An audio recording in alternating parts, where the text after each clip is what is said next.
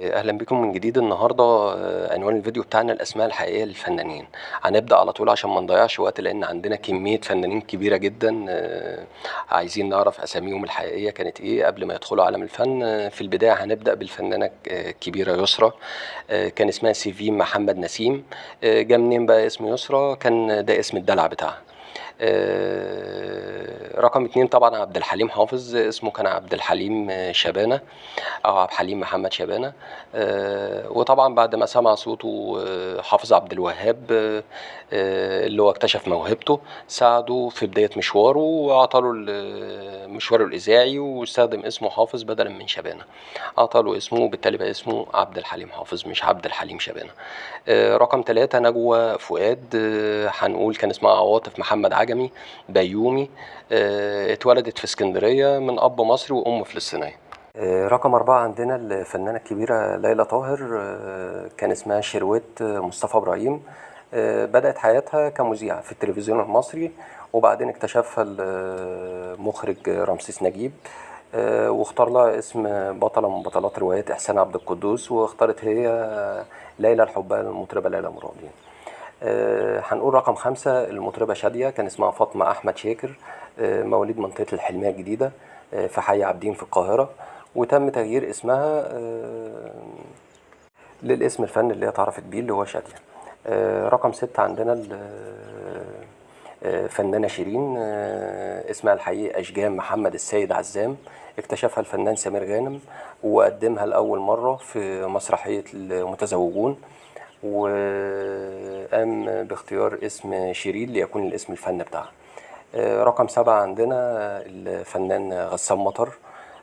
هو اسمه عرفات داوود حسن المطري. رقم 8 عندنا الفنانة الكبيرة طبعا المطربة الكبيرة أم كلثوم. اسمها فاطمة إبراهيم السيد البلتاجي، وتم تسميتها أم كلثوم بعد أن بدأت الغناء مع عائلتها وهي في مقتبل العمر، يعني وهي لسه طفلة صغيرة، يعني تقريبا كانت 10 سنوات. هنقول رقم 9 الفنان العالمي طبعا عمر الشريف. كان اسمه ميشيل ديمتري شلهوب. وعام 1955 أسلم وتزوج الفنانة فاتن حمامة وغير اسمه لعمر الشريف. هنقول رقم 10 هدى سلطان الفنانة الكبيرة.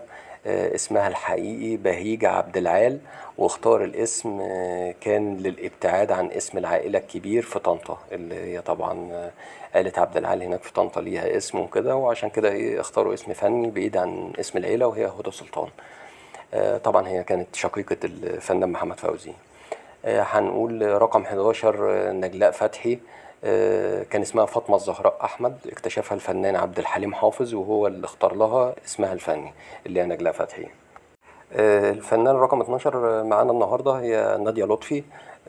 هنقول اسمها بولا لطفي شفيق.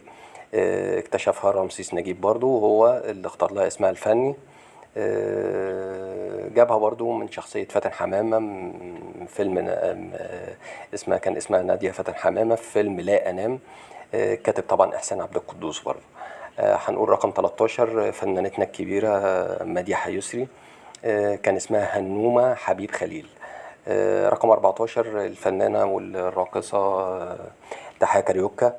كان اسمها بدوية محمد علي. كانت بتعمل راقصة منذ الصغر، وعام 1940 قدمت رقصة الكاريوكا العالمية، وهي الرقصة اللي التصقت بيها، يعني خلاص بقى طلع عليها ان هي تحية بتاع الكاريوكا، يعني رقصة الكاريوكا، وتم استخدامها كاسم فني. هنقول رقم 15. بنحاول نسرع في الفيديو. نوري الشريف.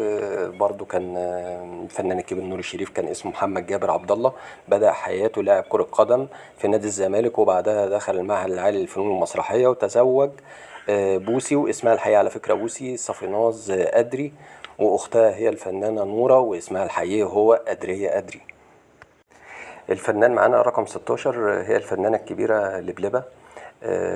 كان اسمها نونوشكا مانوج كوباليان. طبعا هي من أصول أرمينية عشان كده اسمها تلاقيه صعب شوية.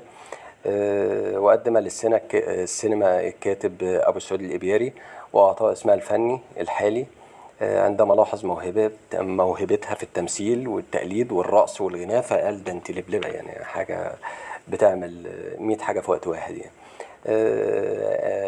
الفنان رقم 17 معانا هي الفنانة فيروز، اسمها نهاد رزق وديع حداد، واختار لها الفنان الراحل عاصر رحباني وزوجها هذا الاسم اللي هو فيروز، لتقدم أعمال فنية مع شقيقه منصور الرحماني. وبكده يكون نهاية الفيديو بتاعنا، وأتمنى إن هو يكون عجبكم. تحياتي ليكم.